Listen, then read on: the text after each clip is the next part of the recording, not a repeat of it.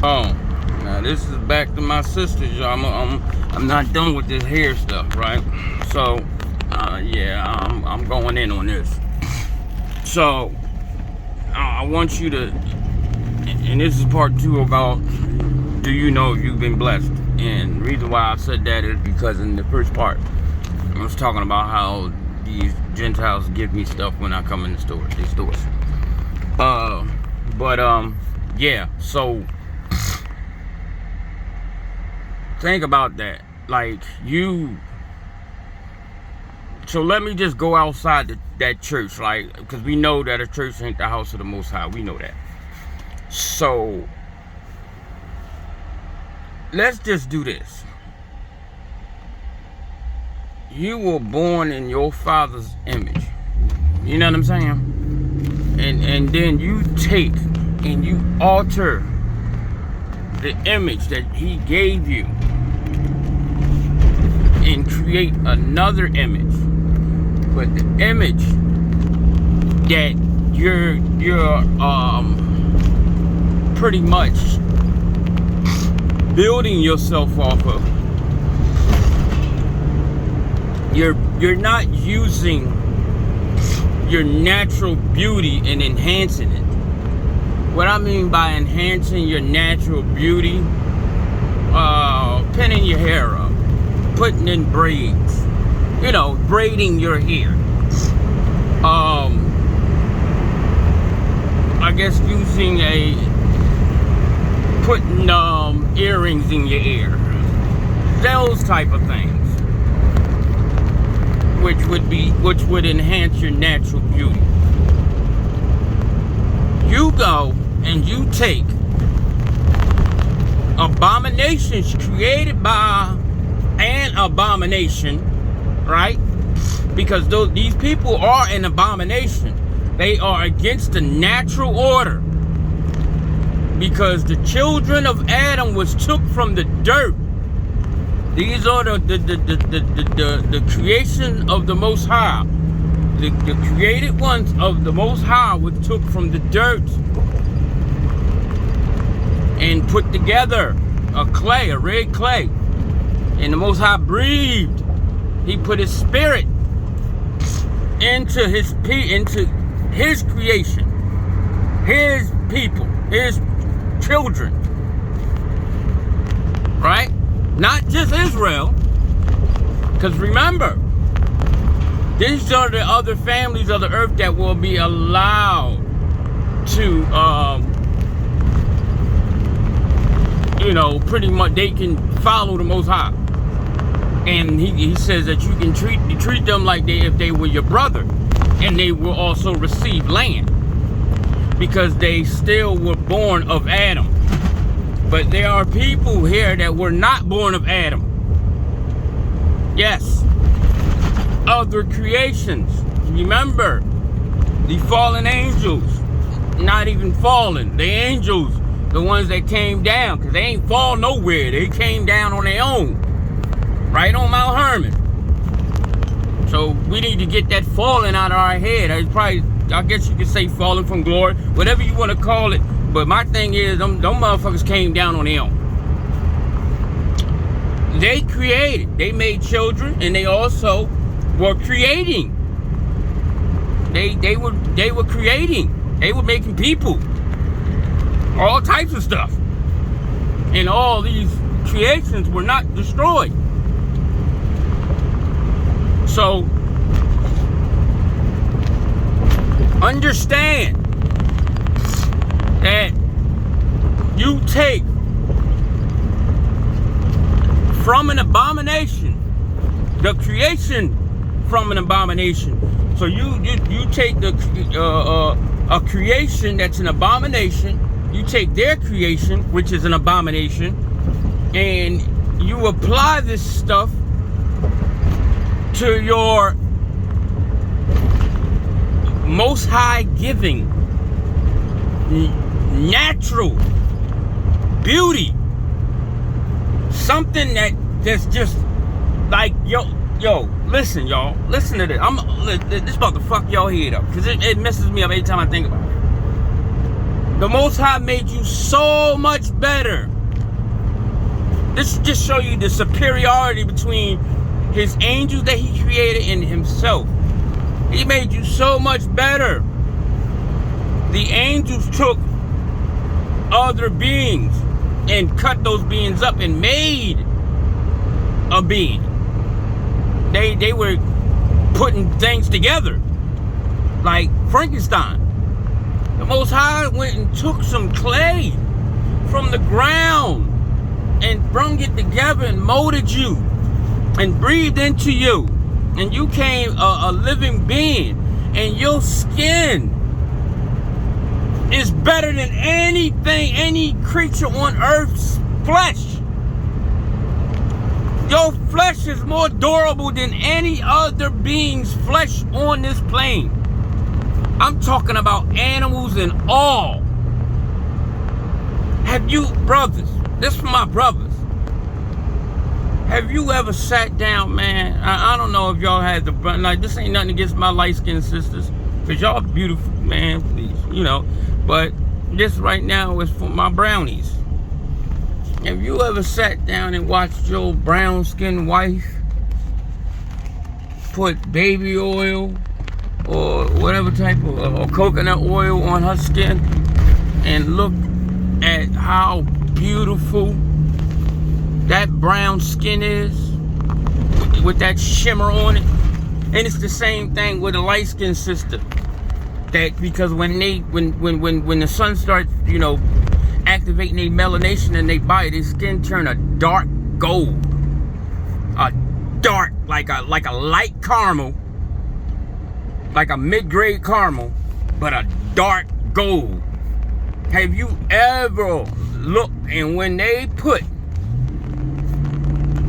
that oil, that revitalizing oil on their flesh, have you ever looked and seen how beautiful their skin look? Have you ever seen, man, listen, I remember one time my wife caught me drooling. I'm like, wow. You know what I'm saying? Because I was like, damn, like, that look good. You know? Like, it's nothing like looking at a sister's, man, her flesh. Like, our women got the most beautiful skin you would ever see in your life. There's nothing like it. I'm sorry. Especially when they put some type of oil or something on they something. Lotion, I don't give a damn what it is. When it make that skin shine, boy, oh, it makes something else shine in you. You know? Every little nerve and every little demon in your body is going the hell off. Come on, get up! Get up! Get up! You like, stop, shut up. You know? So, no. Don't, no. Nah, you're not getting that from the white woman, man. You gonna look. What? She gonna take and put some oil on her skin and it's gonna look like somebody just rubbed down a damn pig. Like, are you fucking serious? That shit don't look good. Skin look like it's about to fall off her fucking body. Ew. No. No, thank you. You tonight, whoever's, you know, it ain't dark where y'all at. Wait till your wife get in the shower and she come out and she lotion and oil herself down and sit there and watch what happened to your brain. Watch your mind go right to the gutter. Watch you start lusting for your wife, and that should be the only thing you should lust for. That should be the only thing you get a urge that you can't help but to go after. That should be the only thing. I mean, well, of course, the Most High too. But as far as a woman, that's how you should love your wife. You should be able to see your wife 10, 15 years from now. Y'all in the same damn house every damn day. You done seen her from the rooter down to her tutor. But when she sit down with that towel on and she start to getting the lotion, you should have a whole body problem. You should have two brains talking. You and your little man should be talking to each other. And little man gonna be tripping. Yo, nigga, what's up? What's up? Like, you know what I mean? You know what I'm saying. Y'all know what I be talking about. That little motherfucker start getting on your nerves. Start talking shit. You be punching him. Shut up, nigga. Shut up. Now, how they say? You choke that motherfucker so bad, he starts slobbering at the mouth. So, yeah. So, that's what you call love. When you with somebody so long, it don't matter what it is. She still, man, listen, man, let me tell y'all something, right? And this just, you know, I'm gonna tell y'all a secret, right? This used to happen, and I told my wife this before too. I said to her, this was like 10 years in, about 10 years into our, you know, we was, you know, around each other 10 years, whatever, right? 10 years in. And you know what I said? I said, you know what? And this is the time we separated, right? But, you know, I was trying to work, you know, we was trying to work at it. And she wasn't like really, the friends wasn't in her head like that yet. It was, you know, doing that, I think I was on some shit then. It was me, really. I was just tripping. You know, I was young in my mind at that time, you know, on certain points. Yeah, and I was just tripping about some stuff. So, but I remember talking to my wife, right, sitting and telling her, and I told her something that she didn't know, right? And I said to her, I said, hey, we've been together all these years, right? I'm talking about, so you figure, I think it was like 12 years in, something like that. And I said that 12 years in, I still made sure I got off of work at the right, just at the right time that I would get off work or stop working, right? I made sure that, right? So I could be home just to see you come home. Just to watch you come home. To see you smile when you walk in the door. When you see me sitting there, or, you know, or I done, you know, done cooked you something to eat, something like that, you know, because that's the stuff I used to do. You know what I mean? And I used to, and I said, and I told her, I said, you know, to this day, well, not to now, but, you know, I'm just quoting what I said during that time. I said, to this day, I said, if you put your hand on my thigh, I still get that, you know, my urge, you know what I'm talking about. You know, some of us got that urge. I still get, you know, like, happy, put it that, use that. I say, and like,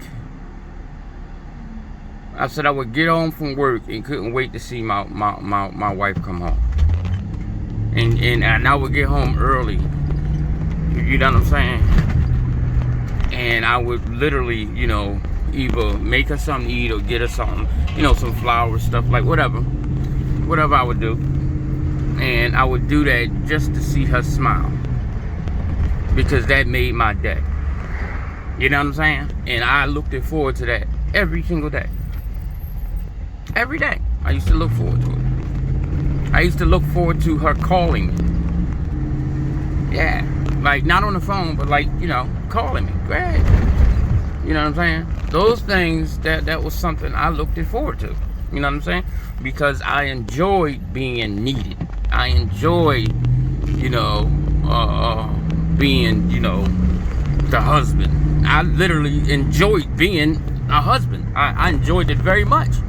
You know, until the problems came, you know, and then when the problems came, I kind of didn't like it because it was irritating. You know what I'm saying? But as far as, you know what I'm saying, loving my wife and happy to see my wife, and you know what I mean, that, I loved every moment of it. Every moment of it. Now, you know, somebody can get up here and call me a simp or whatever the hell you want to call me, but I call it loving my wife and putting my wife where she belongs. And you know, as far as in the place in my heart, you know, the father, my wife, then my children, and then we go from there. That's how it went. You know what I'm saying? Because I told my mother, if I cannot be, and this is you know, this is what my mom was alive. My mom asked me, she said, you know, if you're not 100% in love and you're not sure in your heart that you can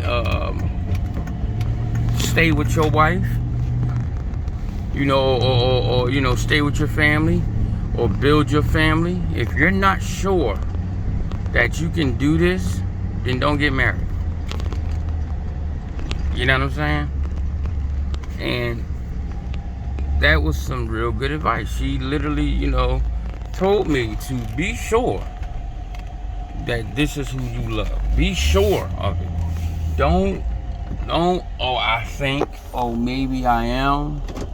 You know what I'm saying? Don't do none of that. You know? But be sure.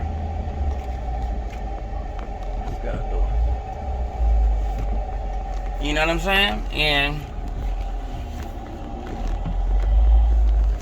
that's what I did, man. I made sure that I loved and I was in love with my wife. Like when I said my vows, I meant what I said. And I sat down and, you know, I literally put myself through a whole lot. As far as, you know, when we were separating and all that, I just didn't up and just throw in the towel and run. You know, I left, of course, you know what I mean, because of the drama. But I didn't just up and just say, I'm divorcing you, it's over. Like, I still haven't done that, though. You know, I be gassing people up sometimes. But, you know, sometimes I'll tell somebody something just so they'll leave me alone about it.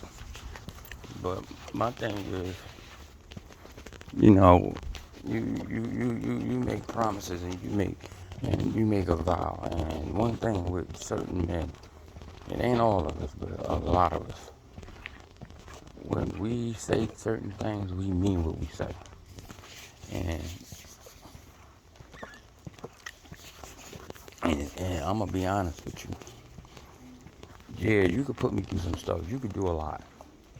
My thing is this: if you can repent for what you've done, if you did me wrong, and you can repent for what you've done and say, you know what, I'm going to change. You know, I shouldn't have done this to you or whatever, so forth and so on.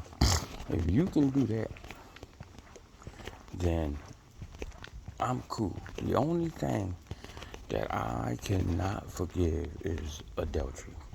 If you go and lie down with another man while me and you are under contract, forget it. Forget it. Because that's never going to leave my mind. I'm never going to get over it. I'm never going to be able to let that go. It's just a different thing for me.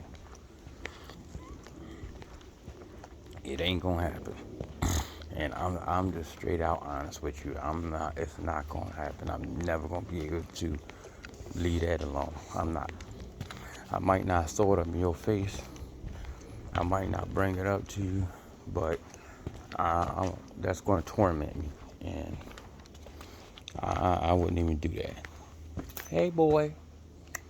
What's up, baby? You know what I'm saying? So, you know, that's the only deal breaker for me. Anything else, I could forgive you for it. And my thing is this.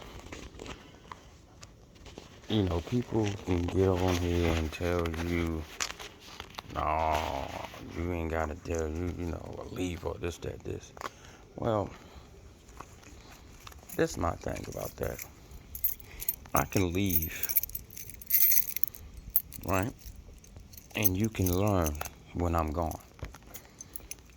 If you love somebody and you've been doing wrong to them, and as long as that person has openly told you what you have been doing, and you hear them, go ahead, Roy, and you hear them, then, and they make the proper adjustments or correction to as far as what they were doing, and they decided to correct themselves and ask for forgiveness and repent for what they've done to you, then that's something you should be able to forgive. Because my thing is this: you could forgive a fucking demon for murdering your damn child. You could forgive a demon for putting you in prison for years, but you can't forgive your wife for being young and dumb. Now, again, verbal, mental, long as you learn and we work through it, I'm good. But when it comes to you laying up with another nigga, no, that ain't happening. Because my thing is, you should have had enough respect for yourself, and you should have had enough respect for those vows you made, and enough respect for me to not break our contract. And that's just straight up. Now, I know somebody gonna get on here and say, well, what about you men doing that? The only thing I can say about that is, I'm not saying that it's a good thing. I mean, I'm not saying that it's okay, because it's not. None of that's okay, right? It's never okay. But the only difference is between women and men is that you carry kings in your womb. You carry generations in your womb. You, by being an adulteress, can actually defile a whole nation of men by one act. One act. Because all it takes is for you to lie with your husband and lie with another man, and you conceive around the same time. When you allow two different semen in you, you open the door for wickedness. So that now these wicked spirits can actually come in and latch on to that seed, to that child. And this is why, if you read the law, when a woman has committed adultery towards her husband, that child can be aborted.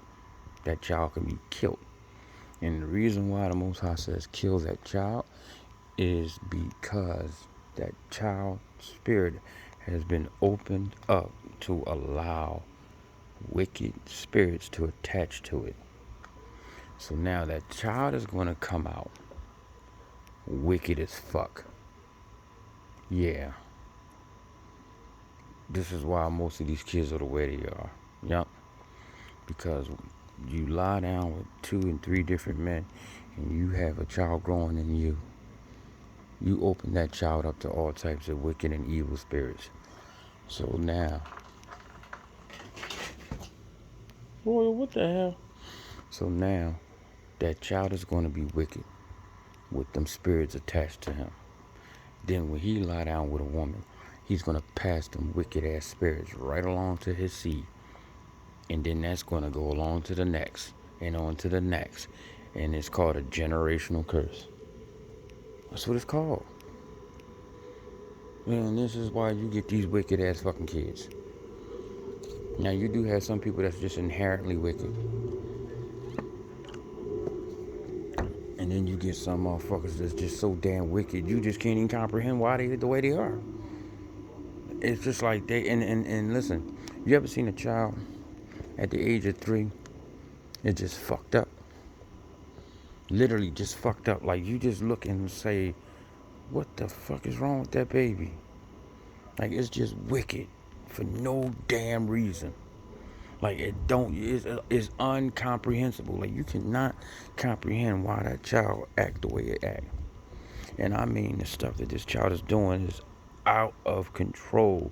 It literally has you thinking like it's possessed. And to tell you the truth, that's exactly what it is. And it happened when his mother lied down with another man. And most of the time, these women don't know they're pregnant when they running around sleeping. Yeah. So that's it right there. And that's the difference. We give you the seed.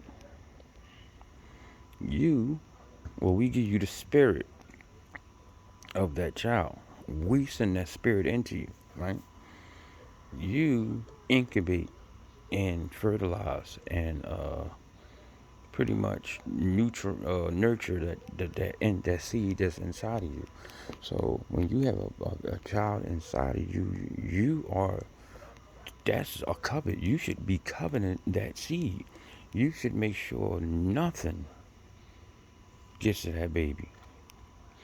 You know what I'm saying? And to be honest with you, I might actually look up should a woman lie with her husband when she's pregnant. I'm not sure about that one. I haven't, looked into that. But that's a time that you should be a selfish ass. I'm just being honest. I don't know if you should lie with your husband when you're pregnant, but I'm damn sure gonna find out. And so you are the one that's nurturing that child as it grows inside of you. And also, when that child is born, you nurture that child. That's your place. You're a nurturer. And you nurture your husband. Let me tell you something. A lot of women don't know. For all these women that's sitting here beating down their men, telling them they ain't shit, you're a bum, you ain't got no money. I'm gonna tell y'all something. If you did the opposite and told that man he can do it, you know what I mean? You great. You know what I'm saying? You just fill him up with wonderful praises. You tell him great things about himself. You build his spirit up.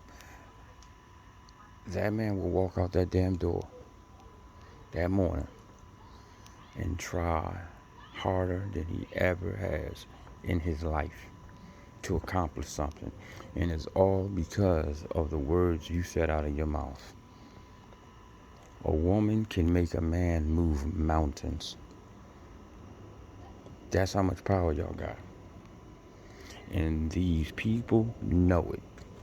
So this is why they sit here and they teach you through these TV shows with these wicked ass fucking clones.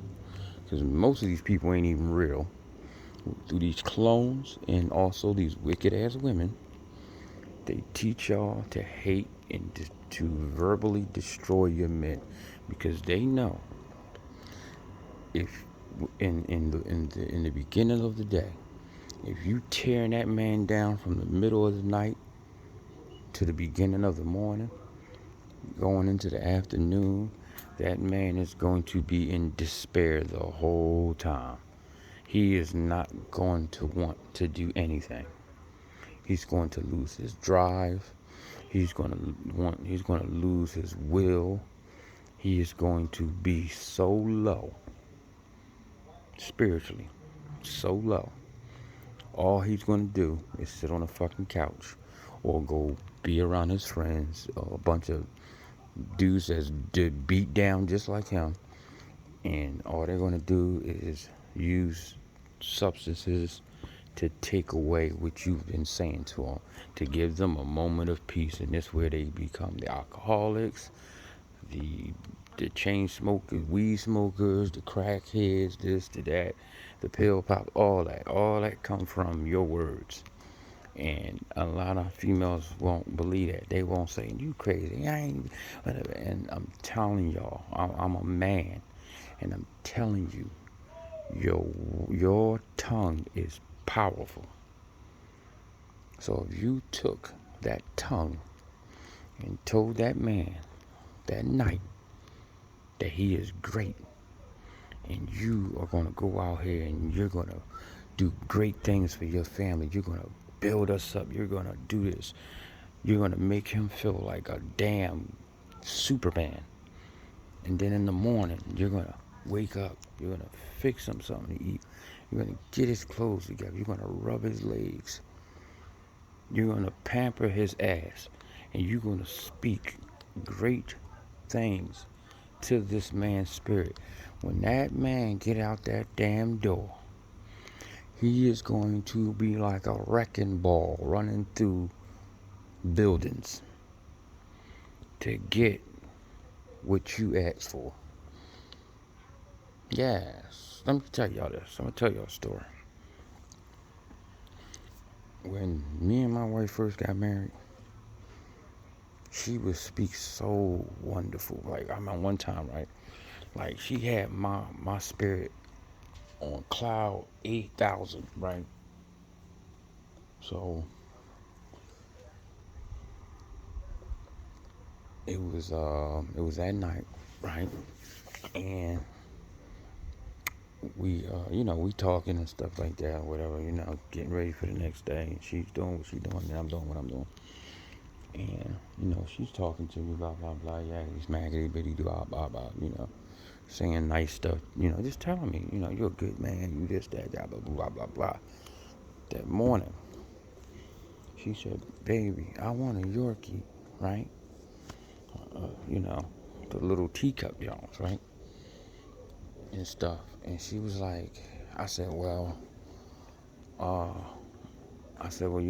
time. I said, I want to make sure I get all the bills. Give you, And during that time, that's when I was giving the money to her, directly to her. So I said, just, you got to make sure the bills is paid. And da da da da. Now, during that time, I didn't deal with the money that I worked for. I dealt with the money that I made on the side for myself. So she was asking me to get something out of my money. You know what I mean? And she said she wanted New York, and no one else time